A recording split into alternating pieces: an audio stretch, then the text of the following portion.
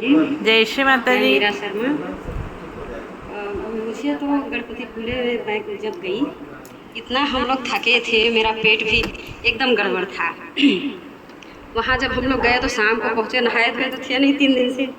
फिर जब गए समुद्र में जलक्रिया किए तो जैसे लगा कि एकदम फ्रेश, मैं यहाँ कितने दिनों से आई हूँ, नहाई धोई, एकदम ऐसे लग रहा था कि मैं एकदम फ्रेश हूँ। और मेरा पेट भी एकदम ठीक हो गया। मुझे इतनी ज़ोर से भूख लगी कि कहने लायक नहीं। फिर वहाँ हम लोग शाम का ध्यान किए, फिर सवेरे जैसे उठे तो बिना नहाए धोए वहाँ लोग जाते हैं ध्यान करने। सवेरे 6 बजे से लेकर 7 बजे तक ध्यान होता है। फिर वहाँ जब मैं गई तो पर्दा पूरा लगा था माँ का।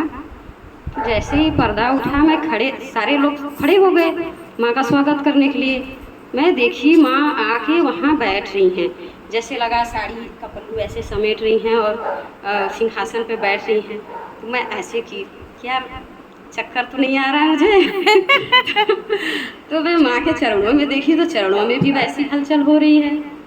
तो फिर मैं सोची कुछ देर के लिए हो सकता है चक्कर आ रहा हो, फिर देखूंगी, अगर चक्कर आएगा तो फिर वैसा होगा। मैं पूरे ध्यान में माँ को देखते ही रह गई, ऐसा कुछ नहीं हुआ।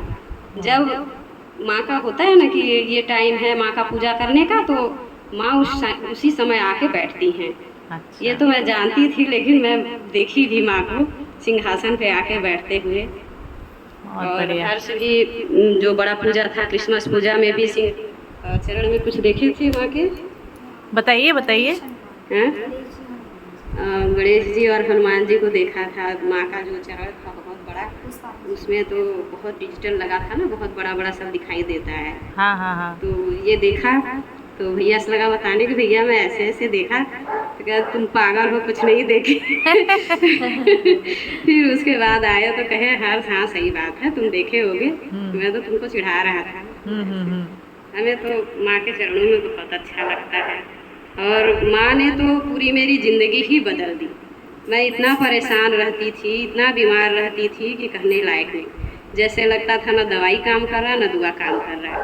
लेकिन माँ के चरणों में आने से सारी समस्याएं मेरी दूर हो गई। Thank you.